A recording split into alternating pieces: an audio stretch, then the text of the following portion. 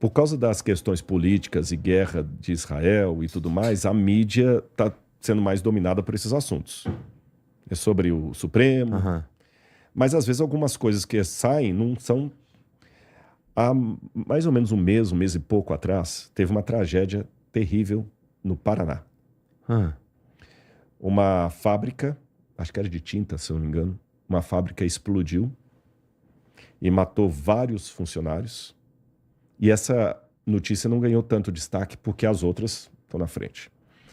E eu fui ler essa matéria, Igor, e lá nessa fábrica que explodiu, havia só 2 moças sobreviveram, acho que 8 morreram na hora. E sabe o que eles estavam fazendo 2 minutos antes da fábrica explodir? Orando.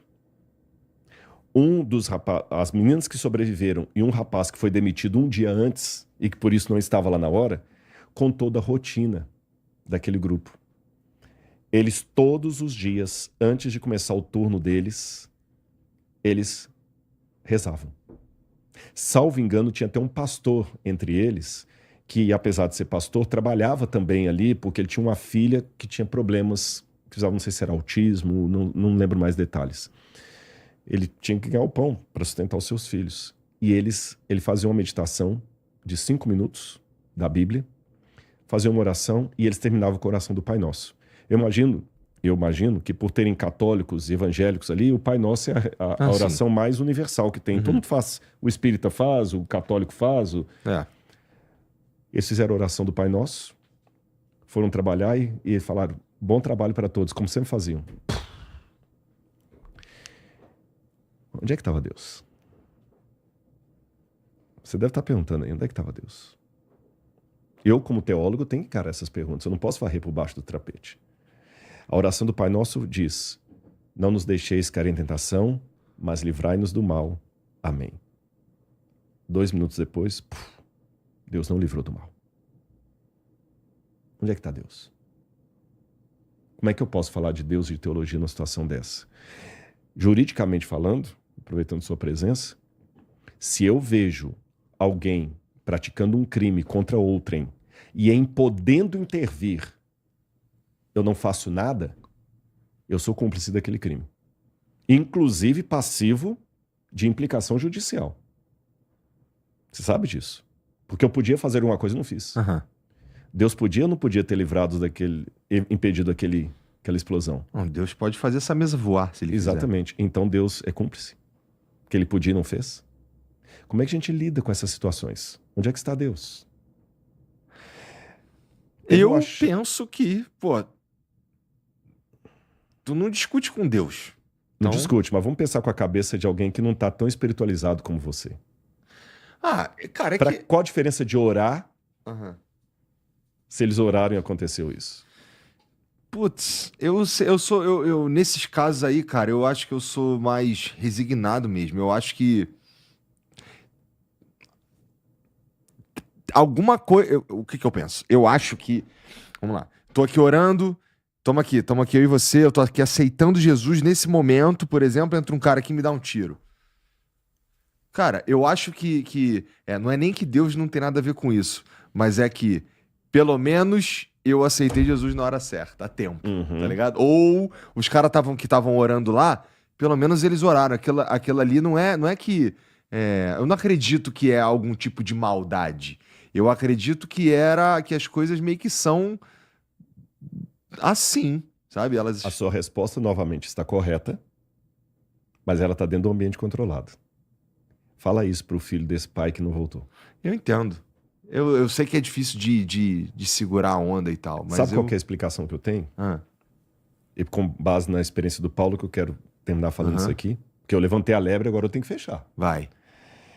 Teve um achado arqueológico recente agora em Israel, eu estava lá, eu vi. Tem um lugar chamado Piscina de Siloé, onde Jesus curou um cego. E eles fizeram escavações e descobriram uma coisa fantástica agora. Isso é novidade. A Piscina de Siloé, na verdade, era um dique, um reservatório enorme de água.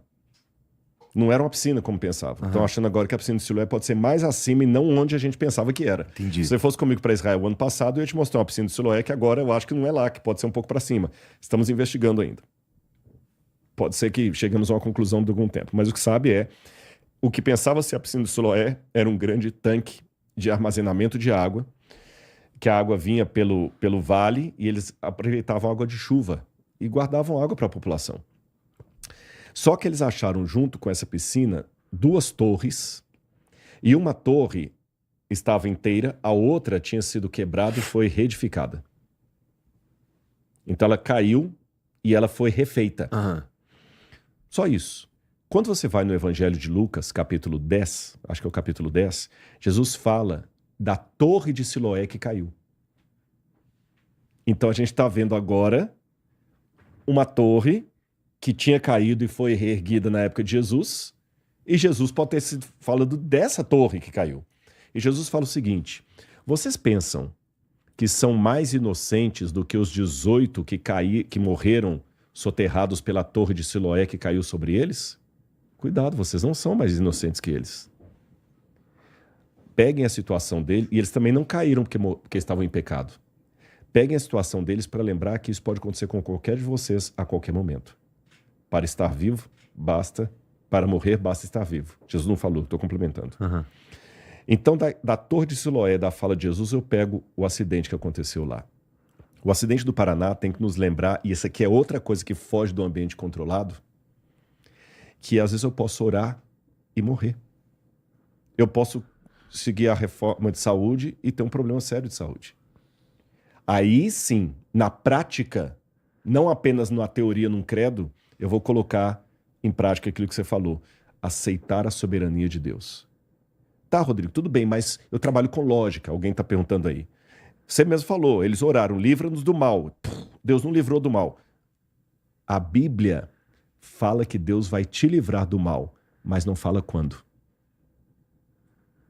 Pode ser agora, pode ser na ressurreição. Jesus, quando estava na cruz do Calvário, ele também falou, Deus meu, por que me desamparaste? E é interessante que ao Jesus bradar aquilo, o Pai não interveio para responder à oração dele. Não houve misericórdia do Pai, Jesus sofrendo na cruz. E é curioso que no Antigo Testamento tinha uma promessa em relação ao Messias, ao Mashiach, como alguém mencionou aí na fala, que Deus não ia deixar o descendente de Davi padecer.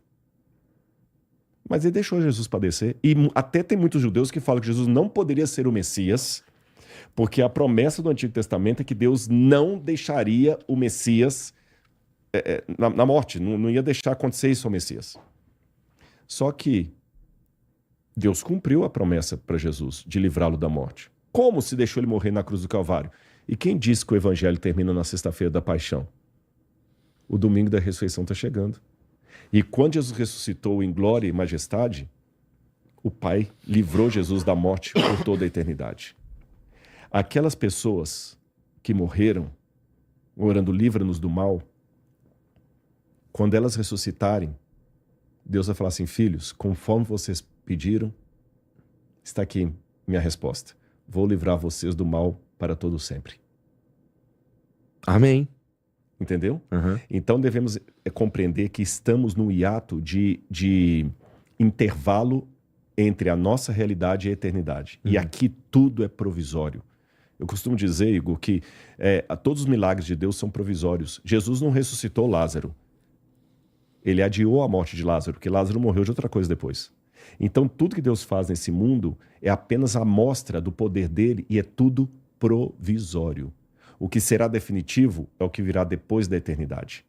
E lá ele vai ter atendido a oração do Pai Nosso que esse grupo fez.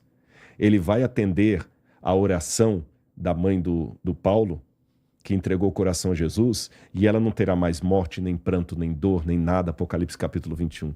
E é para esse lugar que eu quero ir. Não porque eu sou bom, pelo contrário. É porque eu tenho os meus pecados lavados pelo sangue do Cordeiro. Aquele sangue do Cordeiro que sua mãe te ensinou tantas vezes quando você era criança. Você entendeu? Que você aprendeu aquilo ali. Não estou dando carteirada. Eu sou um acadêmico. Você pode não achar. Problema seu, mas eu tenho título. Eu tenho 2 doutorados e um pós-doutorado. Eu tenho 2 faculdades. Eu tenho livro publicado, eu tenho artigo científico publicado. Eu sou um homem racional. Mas como alguém falou e considero tudo como perda, tudo como esterco. Paulo usa até uma palavra mais feia, esterco. Eu considero tudo isso como esterco. por amor de Cristo Jesus, que é maior do que qualquer coisa que eu estudei, que é maior do que qualquer conclusão a que cheguei, que é maior do que qualquer título que eu obtive, que é maior do que qualquer achismo de quem está nos assistindo. Jesus é o nosso Salvador. Ele morreu por mim na cruz do Calvário e ele voltará. E enquanto ele me der força, todos os caminhos, todas as portas que se abrirem, eu quero falar dele. E que Deus abençoe vocês também, que estão me assistindo aqui. Orem por mim, estarei sempre orando por vocês. E tenha certeza, Deus é maior do que as suas dúvidas e maior do que você mesmo. Entregue o seu coração a Jesus.